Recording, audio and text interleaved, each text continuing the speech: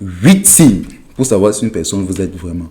Salut, salut chers abonnés, j'espère que vous allez très très bien. Et une fois de plus, si c'est ta première fois de passer par ici, je te prie de lâcher un pouce bleu et de t'abonner parce que sur cette chaîne, Yannick Patipé, nous partageons des contenus très très divergents et très très intéressants pour ton épanouissement. Donc, sans plus tarder, nous allons passer à 8 signes pour savoir si une personne vous aime vraiment. C'est 8 signes capitales.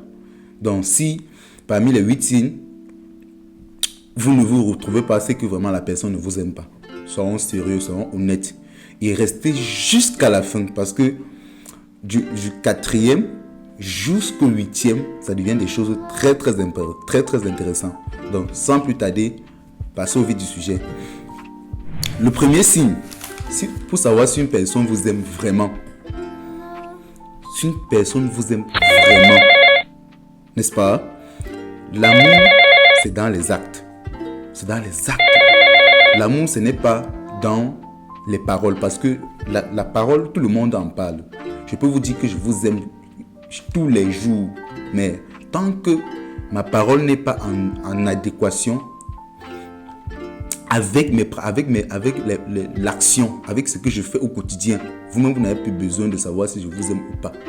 L'action, le fait d'accorder de mon attention, le fait d'accorder mon soutien, le fait de vous soutenir, le fait de ne pas louper le rendez-vous, même si en cas au fait, même si je vais rater un rendez-vous, je dois vous tenir au courant que oui, voici, j'ai raté le fait de ne pas être là parce que, avec des justifications. C'est ça l'amour. Deuxième chose, est-ce que cette personne aime vos imperfections? Vos imperfections, c'est-à-dire, tout le monde dit que tu as une grosse bouche. Est-ce qu'elle aime cette grosse bouche-là que tu as là? Tout le monde dit que tu as des coups-pieds. Est-ce que la personne voit en tes coups-pieds? Est-ce que la personne t'aime comme tu es? Oui, c'est aussi ça l'amour. Aimer quelqu'un tel qu'il est. Parce qu'il y a des facteurs sur lesquels on ne peut pas influencer. Le fait qu'il a une grosse tête, le fait qu'il a une grosse bouche, c'est ça tes imperfections. Est-ce que la personne aime cela? Donc, si elle n'aime pas ça, revoyez encore. Troisième point, est-ce que la personne sait t'aimer quand tu es dans des tempêtes? Non. Est-ce que la personne sait t'aimer même quand tu déconnes?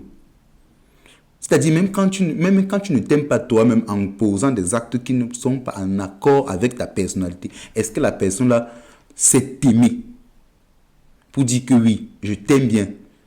Cet acte-là, nous allons la corriger. C'est vrai que tout le monde en parle, mais cet acte-là, nous allons la corriger. Je sais que tu es en mesure, qu'ensemble, nous allons véritablement corriger cet acte-là. Est-ce que la personne sait t'aimer? Le troisième point, entrons dans les choses plus profondes maintenant. Parce que comme tout à l'heure, je vous ai dit que c'est au niveau de quatrième jusqu'au huitième point que nous allons vraiment parler des vraies choses. Des choses qui sont vraiment indispensables pour l'amour. Quatrième point pour savoir si une personne vous aime vraiment.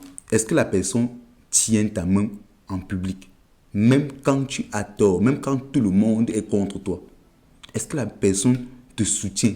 Même quand tout le monde est contre toi, est-ce que la personne tient ta main et te soutient en public? Est-ce que la personne est à tes côtés? Même quand tu as tort, la personne dit non, c'est ma personne, c'est mon homme, c'est ma copine, c'est ma femme, je ne la laisserai pas seule. En ce moment-ci où tout est contre lui, où il a l'impression que le monde est en train de se couler contre lui, je ne peux pas l'abandonner. Est-ce que la personne fait cela pour vous? Cinquième point, est-ce que cette personne-là, est-ce que cette personne veut du bien pour toi? Veut du bien pour votre relation, veut du bien, c'est-à-dire t'accompagne dans tes projets les plus fous, t'accompagne dans tes rêves les plus lourds que tu n'as jamais eu à penser seul. Est-ce que cette personne-là te challenge à aller plus loin et t'accompagne véritablement? Est-ce que cette personne-là est avec toi pour te soutenir? Ça, c'est le cinquième point, pour soutenir tes projets. Parce que il ne suffit pas juste d'aimer la fleur. Il ne suffit pas juste de couper la fleur à l'instant T. Il faut l'aimer. Il faut l'arroser pour qu'elle puisse grandir davantage. À supposer que vous étiez une fleur, quoi.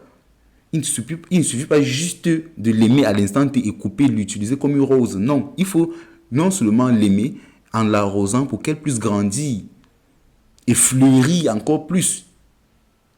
Donc, sixième point, est-ce que cette personne aime votre gloire, aime tes succès? Est-ce que quand tu as gagné, est-ce qu'elle est à tes côtés pour célébrer?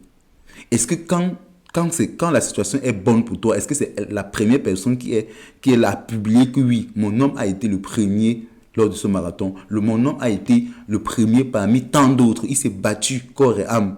Est-ce que cette personne-là aime te voir progresser, avancer et soutient tes moments de joie avec toi, te célèbre, parle même de toi à ses amis, à ses copines et autres?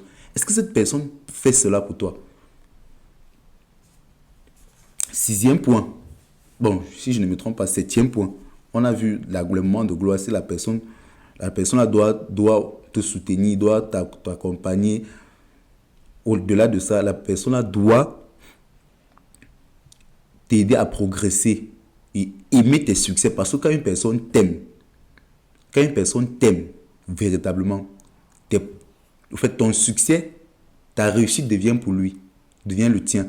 Donc, ses réussites deviennent pour toi-même. Je ne sais pas si on se comprend. Donc, septième point, est-ce que cette personne sait mettre son ego de côté lorsque vous avez des difficultés pour sauver l'honneur du couple? Est-ce que cette personne-là sait mettre son ego de côté lorsque vous avez des difficultés pour sauver le couple? C'est-à-dire, est-ce que cette personne-là a compris que, je vais expliquer un petit phénomène, que l'ego c'est comme l'ongle qui pousse sur le doigt et que lorsque ça prend de l'espace, il faut couper. On coupe l'ongle et on laisse le doigt continuer de grandir. Ramenons cela dans votre relation. Lorsque l'ego s'installe, prend de l'espace dans votre relation, il faut tout simplement couper l'ego et sauver la relation. Je ne sais pas si on se comprend. Lorsque l'ego prend de l'espace dans votre relation, il faut tout simplement couper l'ego et sauver la relation. C'est-à-dire, renoncer, accepter ta perception des choses pour sauver la relation. Je ne dis pas que ça doit être constamment, ça doit être toujours toi, ça doit être toujours elle qui doit accepter ta perception des choses. Non. Il y a des moments où la chose qu'elle doit accepter dépend franchement de la relation, du suivi de la relation. Et même à la fois à l'avantage des deux du couple. Je ne sais pas si on se comprend. Donc, à cet instant-là, la personne doit comprendre que ici, je dois non seulement accepter la perception des choses de mon conjoint pour sauver l'honneur de notre relation. Oui, bien évidemment. Le huitième point, est-ce que cette personne-là effectue des sacrifices pour vous? Est-ce que cette personne-là a sacrifié des choses pour votre relation? Pourquoi sacrifier des choses pour votre relation? Parce que avant la relation, la personne avec un système, un programme de vie. Et pendant la relation, la personne doit aussi avoir un programme de vie. Exemple de programme de vie. La personne, avant de vous rencontrer, avait l'habitude de fréquenter fréquemment les boîtes de nuit. Des sorties avec des sexes opposés fréquemment. Mais aujourd'hui, parce que vous êtes en couple, parce que tu es sa partenaire de vie, la personne aujourd'hui décide de ne plus sortir, de ne plus faire des sorties nocturnes parce que vous êtes là. Ça, c'est un sacrifice. On a vu de nos jours des gens qui auparavant fumaient, qui ne pouvaient pas passer 2 ou 3 secondes sans fumer, sans avoir un bateau de cigarette dans la bouche. Mais lorsqu'ils ont rencontré des femmes qui l'aimaient franchement, ils ont arrêté de fumer. Ils ont arrêté la cigarette. Ils ont arrêté carrément. On a vu des gens, il y a tellement d'exemples, tellement de sacrifices. Est-ce que cette personne a trouvé de l'espace ou dans son emploi de temps pour vous? Il y a tellement de sacrifices. Donc, est-ce que cette personne-là a effectué un sacrifice pour vous? Donc voici pour vous 8 exemples de savoir si une personne vous aime véritablement. Sans toutefois oublier, n'oubliez pas de vous abonner, de liker et de partager afin de faire grandir la communauté. En récapitulation, autant pour moi. Premier point, l'amour c'est dans les actes. Deuxième point, est-ce que cette personne aime vos imperfections? Troisième point, est-ce que cette personne-là vous aime quand vous déconnez? Quatrième point, est-ce que cette personne-là est à tes côtés lorsque tout le monde est contre toi? Cinquième point, est-ce que cette personne-là veut te voir avancer, progresser dans la vie? Sixième point, est-ce que cette personne-là aime te voir aime tes moments de gloire? Aime tes moments de gloire.